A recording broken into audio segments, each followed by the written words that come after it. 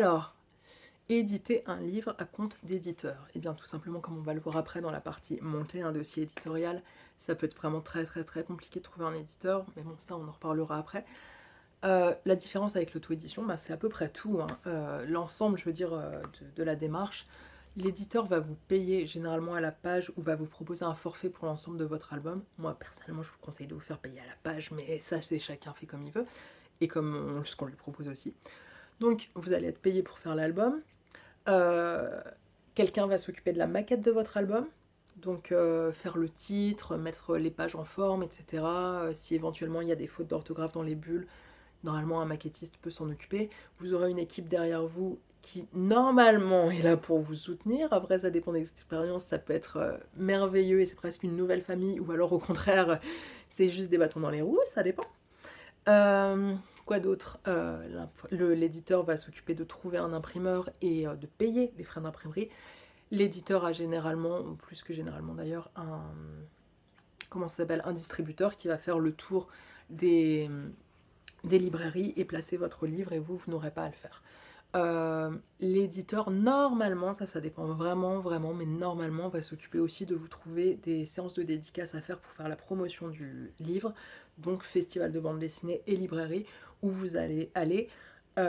Normalement, ça pareil, j'insiste, des fois vous tomberez sur des trucs un peu des petites entourloupes, faut pas accepter n'importe quoi.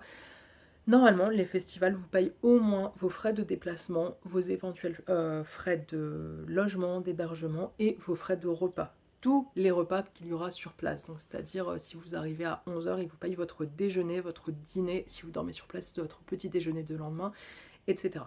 Depuis quelques années, normalement, les festivals sont tenus de vous payer pour être présent en dédicace sur le festival. Donc ça, je vous laisse aller voir les tarifs, c'est sur le site de la charte des auteurs.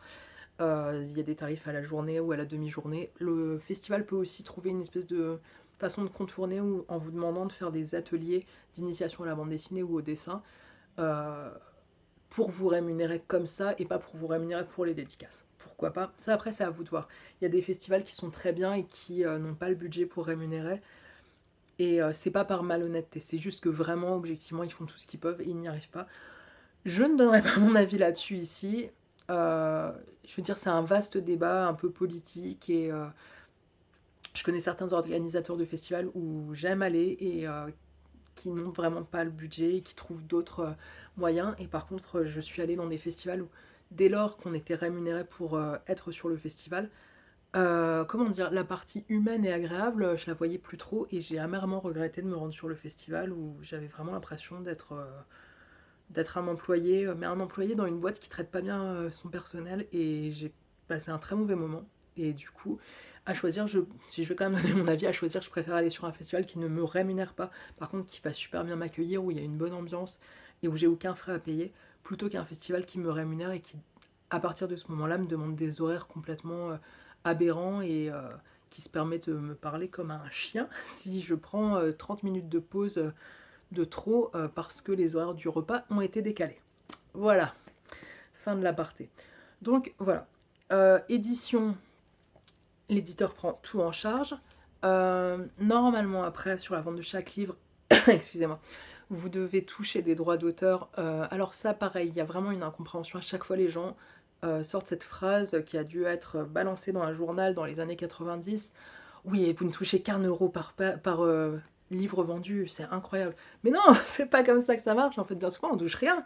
Parce que, tout simplement, en fait, l'éditeur va essayer de rembourser tous les frais qu'il a eu pour vous pour la création de ce livre. Si vous avez vu le film Mémoire d'une geisha, c'est le même principe. On prend un enfant pour le faire devenir une geisha et ensuite on se rembourse tous les frais qu'on a eu depuis qu'il est arrivé dans l'Okiya jusqu'à ce qu'il...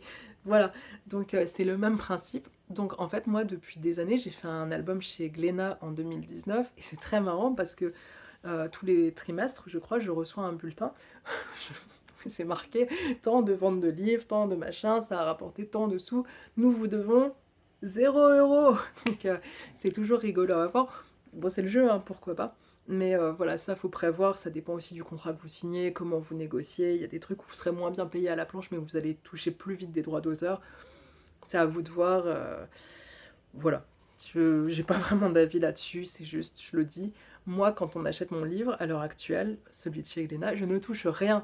Et par contre, j'ai appris récemment que si vous empruntez mon livre en librairie, là, je touche des sous. En librairie, en bibliothèque. Donc allez dans les bibliothèques, empruntez mes bouquins. Merci. Ne les achetez pas, ça sert à rien. Euh, voilà. Dernière chose, en fait, différence entre auto-édition et édition. Bah forcément, auto-édition, vous êtes à peu près libre de faire tout ce que vous voulez. Enfin, ça, non, enfin, voilà, on se comprend. Il y a des limites dans l'éthique, voilà, mais en termes de couleur, de choix de cadrage, de pagination, etc., vous n'êtes limité que par votre portefeuille et votre imagination, alors que la maison d'édition va avoir le droit d'avoir son mot à dire sur beaucoup de choses, donc selon les maisons d'édition, selon le rapport que vous avez avec l'éditeur, selon votre projet, selon votre scénario, selon plein de choses.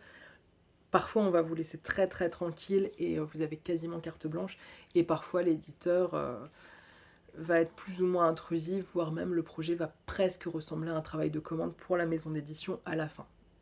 Voilà, ça dépend d'énormément de choses, mais c'est une réalité. Vous perdez en principe en partie votre liberté si vous êtes dans une maison d'édition. Mais c'est pas toujours le cas, ça dépend de beaucoup de choses. Je redonne un exemple. J'avais travaillé avec la maison d'édition Plume Verte à partir de 2017. J'avais fait 2 albums chez eux qui s'appelaient Lily et Colin, le tome 1 et le tome 2, scénarisés par Delphine Lortirier. Le premier album, je le faisais en parallèle du dernier refuge que je faisais chez Glénat. Le premier album de Lily et Colin, ça a été merveilleux. Vraiment, j'ai rien à redire. J'avais vraiment l'impression qu'on faisait un travail d'équipe tous ensemble. Il y avait 2 éditeurs, la scénariste et moi. Et c'est vraiment des super bons souvenirs. Et je me suis sentie très libre. J'avais le droit de proposer beaucoup d'idées. La scénariste était aussi très ouverte aux propositions. Les éditeurs se comportaient plus presque comme des co-scénaristes plus que comme des patrons. Enfin, ce premier album, ça a été une expérience magique. Voilà. Donc attention de ne pas faire un amalgame. Les éditeurs, c'est des grands méchants parce que c'est des patrons. Enfin, voilà. Et, vous perdez toute votre liberté, vous vendez votre âme au diable. Ça dépend. Vraiment, j'insisterai lourdement là-dessus. Et c'est pas forcément parce que vous travaillez avec une petite maison d'édition qu'elle va être hyper éthique et hyper sympa et tout ce que vous voulez. VS, une grosse maison d'édition qui va être humainement au ras des pâquerettes, qui va pas être présente, etc. Ça, c'est vraiment... personnellement, je pense qu'il faut vous ôter cette idée-là de la tête. Il faut voir au cas par cas. Parce qu'il y a des petites maisons d'édition. Moi, j'ai déjà eu des échanges de mails avec des petites maisons d'édition. Mais vraiment, humainement, c'était horrible. En fait, on m'a parlé hyper mal. On m'a fait comprendre que j'allais être là pour faire le boulot et faire ce qu'on me disait, alors que c'était un projet personnel pour moi, et que j'étais là juste pour me taire et faire ce qu'on me disait. Waouh, j'y suis pas allée, hein, mais c'était assez violent, hein, de voir toute l'éthique ou l'absence d'éthique qu'il y avait derrière, les valeurs, la façon de penser, tout ça. Et à côté de ça, certaines grosses maisons d'édition, ben, humainement, c'est super. Et là, je peux les citer par contre, parce que je vais pas en dire de mal. La maison d'édition Bambou / Grand Angle, c'est la même structure. Ça fait des années que je croise régulièrement les éditeurs, soit en festival, soit je leur écris par mail, soit je les ai au téléphone. J'ai jamais travaillé avec eux, mais en fait, ça fait des années que dans cette maison d'édition, il y a des éditeurs qui prennent la peine, à chaque fois que j'envoie un dossier, de m'appeler en me disant on va pas travailler ensemble, on est d'accord? Bon, très bien. À partir de maintenant, comme tu sais que c'est foutu, je vais te donner mon avis. Et ça m'est arrivé vraiment plein de fois que des éditeurs de Grand Angle pardon, ou Bambou prennent la peine de me téléphoner pendant 1 heure juste pour me dire ça c'est très bien, ça c'est moyen, ça c'est à revoir, ah, ça tu devrais oublier cette idée.